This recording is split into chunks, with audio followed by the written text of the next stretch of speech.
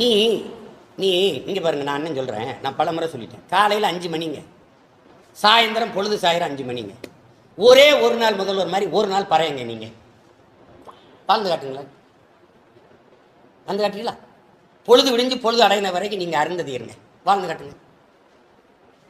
John F Kennedy ஏன் சுடப்பட்டார் தெரியுமா? கருப்பர்கள் நிறத்தால் கருப்பனா இருக்கிறதுனாலேயே விடுதியில் ஒன்றா உட்காந்து நம்மளோட சாப்பிட முடியல. அவர்கள் பெற்ற பிள்ளைகள், நம் பிள்ளைகள் படிக்கிற பள்ளிக்கூடத்தில் ஒன்றா உட்காந்து படிக்க முடியல. உண்மையிலே இங்கே ஜனநாயகம் இருக்கா? சகோதரத்துவம் இருக்கா? ஒரே ஒரு நாள் உங்கள் நிறத்தை கருப்பாக்கி கொண்டு அவர்களோடு நீங்கள் அவர்களாக ஒரே ஒரு நாள் நீங்கள் வாழ்ந்து காட்ட முடியுமான்னு கேட்டார். அதுக்காக சுட்டு கொண்டான். அதை நான் பல தடவை கேட்டுக்கிட்டு இருக்கேன் இந்த நாட்டில். ஒரு நாள் தம்பி, இந்த முதல்வர் மன்றத்தில் அன்பு சகோதரர் அர்ஜுன் ஒரு நாள் முதல்வர், ஒரே ஒரு நாள் பறையன வாழுங்க. அப்புறம் சொல்றா நீ சனாதன வேணும்னு. நான் போயிடுறேன் தர்மம்னு சொல்லு. ஆமா தர்மம்னு சொல்லு. முடியுமா? உயர்ந்த இடத்துல இருக்கிறோம்னு உனக்கு அது தேவைப்படுது. நீ கீழே வா, இருந்து சொல்லு, கோட்பாட்டுக்கு வா. அதனால் அம்பேத்கர் தத்துவத்துக்கு வா. நான் யாருக்கு அடிமை இல்லை, எனக்கு யாரும் அடிமை இல்லை, அந்த தத்துவத்துக்கு வா. ஐயா பெரியார் சொல்றாருல, தான் உயர்ந்த சாதி என்று எண்ணிக்கொள்கிற பெருமக்களே, உங்களுக்கு கீழே யாரும் தாழ்ந்த சாதி இல்லை என்று எண்ணிக்கொள்ளுங்கள், சமூகத்தில் பிரச்சனை இல்லைங்கிறார். இதுதான் நீங்க ஏற்க வேண்டிய கோட்பாடு. மதமா? உன் மதம் உயர்ந்தது வழிவிடு, என் மதமும் உயர்ந்தது வழிவிடு, அதான் கோட்பாடு. அதை ஏற்காம நீ சகோதரத்துவம், சமத்துவம், ஈக்குவாலிட்டி இதெல்லாம் ஏன் பேசுற?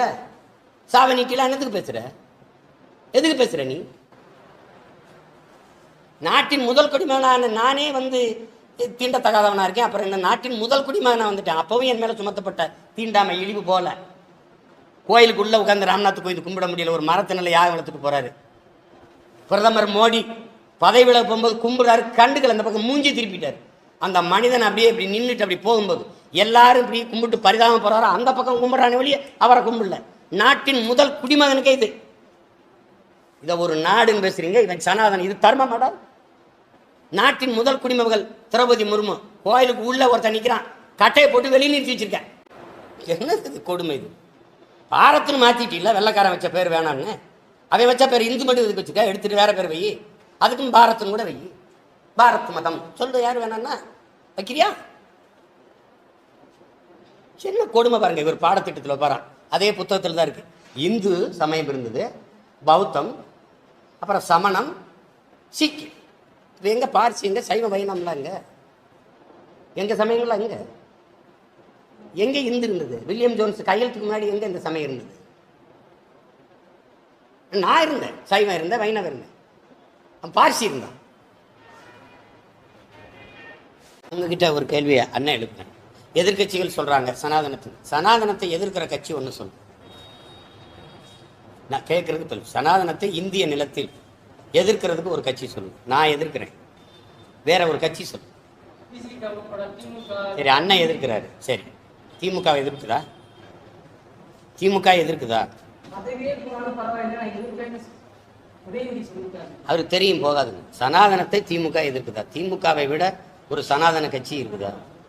சனாதனம்ங்கிறது தாத்தாக்கு அப்புறம் மகன், மகனுக்கு அப்புறம் பேரன், பேரனுக்கு அப்புறம் இன்னொரு பேரன். இந்த ஆட்சி முறையே ஒரு சனாதனம் தான். நீங்க சனாதனத்தை ஒழிக்கிற நீங்கள் 12வது பாடத்திட்டத்தில் என்ன வச்சிருக்கீங்க? இது ஒரு உளறலாக தான் இருக்கு. ஏன்னா இவங்க பல்லாண்டு காலமா தம்பி, இன்னைக்கு நேரத்தில் வரலாற்றை திரிச்சு உண்மைக்கு புறம்பான இந்த கட்டுக்கதைகளையே நம்ப வைத்தவர்கள். இது திரிவு தான். புராணமும் இதிகாசமும் போய் பேசும் தம்பி, இலக்கியம் சுவைப்பட கூறுறதுல போய் பேசும். வரலாறு எப்பவும் போய் பேசாது. வரலாறு இது இல்லையே. வெள்ளைக்காரன் வரும்போது இங்கே அன்டச்சபிலிட்டி இருந்தது, உங்களுக்கு தெரியும். இப்போ கன்னியாகுமரி மாவட்டத்தில் தீண்டாமை இருந்ததா இல்லையா? மாற வெளியில் தொங்க போகணும், தோல்ச்சிலை போராட்டம் இருந்தது. எச்சியை தரையில் துப்பக்கூடாது, கொட்டாச்சியில் துப்பணும், வேட்டியை முட்டிக்கு மேலே கட்டணும், இந்த தெருவில் நீ நடக்கூடாது, இந்த குளத்தில் நீ குடிக்கக்கூடாது, தண்ணீரை கையிட்டு பிடிச்சக்கூடாது, கையில் இப்படி வாங்கி குடிக்கணும், இதெல்லாம் இருந்தது தானே? பார்த்தீங்கல்ல? அந்த இடத்துல ஏன் அவன்லாம் கிறிஸ்தவனானான் தம்பி? வெள்ளைக்காரன் அவனை பார்த்தா தீட்டு தொட்டா தீட்டுங்கும் போது வெள்ளைக்காரன் தொட்டான். பாதி வெள்ளையா இருக்கிற பிராமணன் தொட்டா தீட்டுன்னா முழு வெள்ளையா இருக்கிற வெள்ளைக்காரன் தொட்டுட்டு ஆண்டவருக்கு தோத்திரம்னா ஆமா தோத்திரம்னு போயிட்டான். இதுதான் நடந்தது. வரலாறு தானே. சனாதன தர்மத்துக்கு எதிராக புரட்சி செய்தவர்கள் பல பேர். அதுல எங்கள் தாத்தா, உங்களுக்கு வள்ளலாறு, எங்க தாத்தா வைகுந்தர், இவர்கள் இருவரும் புரட்சியாளர்கள். இந்த சனாதன கொடுமைக்கு எதிராக தான் அவங்க போய் சன்மார்க்கம்னு ஒரு மார்க்கத்தையும், இவர் அன்பு வழிங்கிற ஒரு மார்க்கத்தையும் தோற்றுவிக்கிறார் வைகுந்தரும். இப்போ நீங்கள் எங்கேருந்து வெள்ளைக்காரன் கொண்டு வந்தா? வெள்ளைக்காரன் கொண்டு வந்தால் சமத்துவத்தை உருவாக்கினா. நீ கல்வி கற்கக்கூடாதுன்னு வச்சுருந்த, நீ எனக்கு கல்வி மறுக்கப்பட்ட சமூகமாக வச்சுருந்த, நான் தீண்டத்தகாதன்னு வச்சுருந்தேன். உன் பாடத்திட்டத்திலே இவன் உழவன், ஏர் உழுவான், இவன் வண்ணான், துணி வைப்பான், இவன் நாவிதன், முடி இது பண்ணுவான், இவன் குயவன், பானை செய்வான், இவர் ஐயர் மிகவும் நல்லவர், பாடம் படிக்கிறாருன்னு வச்சுருந்த. அவன் வந்து தான் பள்ளிக்கூடம் கட்டி கல்லூரி கட்டி எங்களை படிக்க வச்சான். நீ வேலூர் சிஎம்சி எப்படி வந்தது? சிஎம்சி தானே எப்படி வந்தது சொல்லுங்கள். அந்த வரலாறு படிச்சிருக்கீங்கல்ல. தாழ்த்தப்பட்ட பிள்ளைங்களுக்கு மருத்துவம் பார்க்காத முறை வெள்ளைக்கார ஒரு அம்மா வந்து அவள் போய், அவங்க அப்பா மருத்துவராக இருந்தார், அவள் போய் மருத்துவம் படித்து அவள் வந்து கட்டி கொடுத்தா. அப்புறம் அவன் வந்து இங்கே சனாதனத்தை உருவாக்கினா, சாதியை கொண்டு வந்தான்னா, கொண்டு வந்த கர்மாந்திரம். நீங்கள் அண்ணல் அம்பேத்கரை நீங்கள் ஏற்கிறீங்கல்ல, நம்புறீங்களா அவர் உண்மை பேசுவார்னு?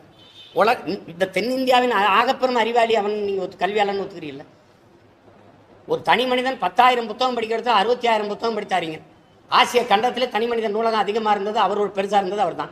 படுக்கிற இடம் கூட படிக்கிற இடத்துக்கு பக்கத்தில் இருக்கும்னு எங்கே நூலகம் இருக்கோ அங்கே அறை எடுத்து தங்கியா பேராசார்.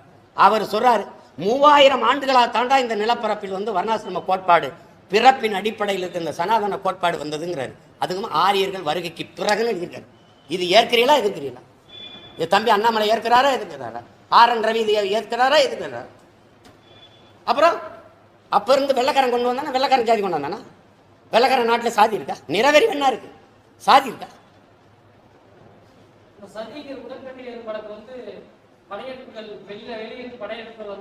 தம்பி சதிங்கிறது இவங்க வந்த பிறகு தானே தம்பி.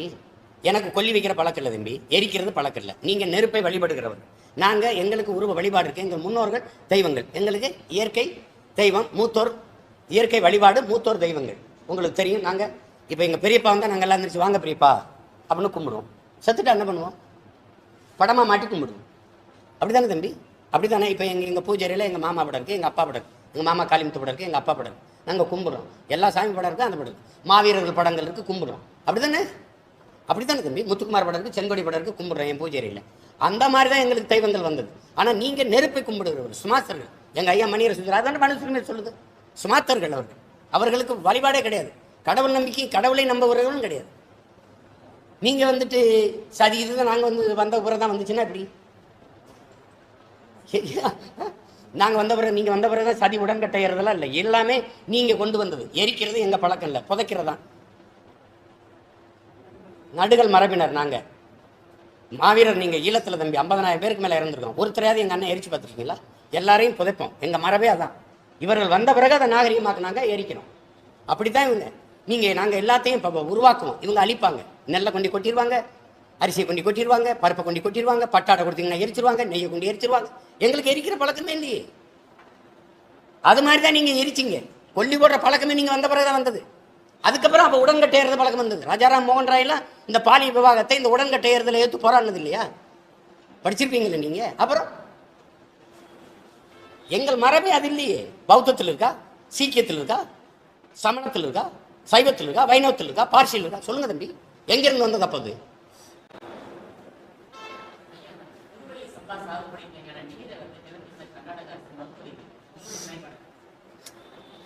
இதில் என்ன எனக்கு நிலைப்பாடு இருக்க முடியும்? அவன் மறுப்பான், அது தெரியுதுல்ல. அவர்கள் மறுப்பார்கள். இன்று நேரத்திலே நான் பிறந்ததுலேருந்து இந்த பிரச்சனை இருக்கு. எங்கள் முன்னோர்கள் செய்த தவறு இருக்கு. கொள்ளிடம் காவிரி உற்பத்தி ஆகிற இடத்துல இருக்கிற மக்கள் எல்லை பிரிப்பில் தமிழ்நாட்டோடு தான் போய் நாங்கள் வாழ்வோம், தமிழ்நாட்டோடு எங்களை சேர்த்து விடுங்கன்னு போராடும் போது அன்னைக்கு எங்கள் முன்னோர்கள் செய்த தவறு இருக்குது. வரலாற்றில் மிகப்பெரிய தவறு இல்லை நீங்கள் கர்நாடகாவோட போங்கன்னு சொன்னது. அதே மாதிரி தேவிகுளம் பீர்மேடு உள்ளடக்கிய இடுக்கி மாவட்டத்தை, இந்த முல்லை பெரியாற்று அணை இருக்கிற இடத்தை கேரளாவுக்கு தாரை வாத்து கொடுத்தது. இதெல்லாம் வரலாற்று தவறு. எனக்கு 2 ரெக்கையை வெட்டி விட்டு பறன்னு ஒரு பறவை சொல்வது எப்படியோ அப்படி சுற்றி நீர்வளத்தை தடுத்துட்டு என்னை நிறுத்தினது. அப்போ அதில் அது வந்து வரலாற்று பெரும் தவறு. அந்த தவறில் அவன் தரமாட்டான். அவன் மாநிலத்துக்கு அவன் உண்மையாக இருப்பான். காவிரியில் தண்ணி விடுனா காங்கிரஸ் தோக்கும், காவிரியில் தண்ணி விடுனா பாரதிய ஜனதா தோக்கும். ஆனால் ஏநாட்டில் மானங்கட்டு போய் இங்கே இருக்க தலைவர்கள் அங்கே தண்ணி தராத காங்கிரஸ் வெல்வதற்கு வேலை செய்வார்கள். இங்கே இருக்கிற பிஜேபி அங்கே போய் பிஜேபி வெல்வதற்கு வேலை செய்யும். இங்கே இருக்கிற திமுக வேலை செஞ்சா இல்லையா காங்கிரஸ் வெல்வதற்கு? இப்போ நீங்கள் அவர்கிட்ட தானே கேட்கணும். தண்ணி தர மாட்டேன்னு தெரியல, நீ எதுக்கு அவனுக்கு வேலை செஞ்ச? தண்ணி தர மறுக்கிறான்ல. உன் நாடு நாசமாகுது, உன் நிலம் வறண்டு கிடக்குது, உன் மக்களின் வாழ்க்கை இருந்து கிடக்குது. உனக்கு வாக்கு செலுத்தி அதிகாரத்தில் உட்கார வச்ச மக்களின் வாழ்க்கை பற்றி கவலைப்படல, இந்த நாட்டை பற்றி கவலைப்படல, அந்த ஸ்டேட்டை பற்றி கவலைப்பட்டு அங்கே போய் வேலை செய்யும். அவன் தண்ணி தர மறுக்கிறான். அவன் மாநிலத்துக்கு உண்மையாக இருக்கான், நான் அவனை மதிக்கிறேன். நீ எங்க மாநிலத்துக்கு உண்மையா இருந்தா எனக்கு தண்ணி தராத உனக்கு என்னடா என் மாநிலத்தில் சீட்டுன்னு நீங்க விடுங்க, அந்த துணிவு இருக்கா உங்களுக்கு. ஆனா நான் சத்தியமா சொல்றேன், அம்மையார் ஜெயலலிதா காங்கிரஸோட இப்படி கூட்டணி வச்சிருந்தா காவிரியில் தண்ணி தரலைன்னா உரிய நதிநீர் பங்கீடு தராத உனக்கு தேர்தலில் தொகுதி பங்கீடு இல்லைன்னு முடிவெடுத்திருப்பாங்க. அந்த துணிவு இவருக்கு இருக்கா? அப்புறம் அவன் தரமாட்டான் தானுங்க. என்னை எடுத்துக்கிறீங்க, நான் இந்த தேசியனத்தின் மகன், நான் வந்துட்டேன்னா நீ இந்த ஆட்டத்தை காட்டுவியா? நீ நெய்வேலி பழுப்பு நிலக்கரி உன் வளம் உனக்கு, முல்லை பெரியாற்று நீர் வளம் அவனுக்கு, என் நிலத்தின் வளம் எனக்குன்னு நான் முடிவெடுத்தேன்னா நீ என்ன பண்ணி போடுவான்னு சொல்லு. என்ன பண்ணி போடுவேன்? நீ ஆட்சியை கிளப்ப, குடியரசுத் தலைவர் ஆட்சியை கொண்டாடுவேன், ராணுவ ஆட்சியை. மறுநாள் எப்படியாவது ஒரு நாள் 6 மாதத்துக்கு அப்புறம் தேர்தல் வைப்பீல, அப்போ நான் நிற்பல்ல, மக்கள் யாரை தேர்வு செய்வான்? மறுபடியும் நான் தான் வருவேன். அந்த திமிரும் துணிவும் இல்லாதவனுக்கு எதுக்கு அதிகாரம்? சரி, நரிமணம் பெட்ரோல் நான் மட்டும் பயன்படுத்துறேன்னா? நெய்வேலி பழுப்பு நிலக்கரி என் நிலத்துக்கு மட்டுமா? நான் இருட்டில் இருக்கேனா இல்லையா? எனக்கு மின்சார தடை இருக்குல்ல, ஆனால் என்னுடைய மின்சாரம் எல்லாருக்கும் போதில்ல. அணு உலை அழி வந்தால் சாவியா இருக்கு, எனக்கு மின்சாரம் எல்லாருக்கும் போகுதா இல்லையா? போகுது. அப்போ என்னுடைய மீத்தேன் ஈத்தேன் பயோகேஸ் என் மாநிலத்துக்கு மட்டும் வருதா இல்லை எல்லாருக்கும் போகுதா தம்பி? அப்படின்னா என்னுடைய வளம் எல்லாருக்கு, உங்களுடைய வளம் உங்களுக்கு. அப்ப என்னடா இது நாடு? ஒரு நாடுனா நாட்டின் உள்ள சொத்துக்கள் வளங்கள் எல்லாம் அந்த நாட்டின் மக்களுக்கு பொதுமை, அப்படித்தானே இருக்கணும். அதான நாடு.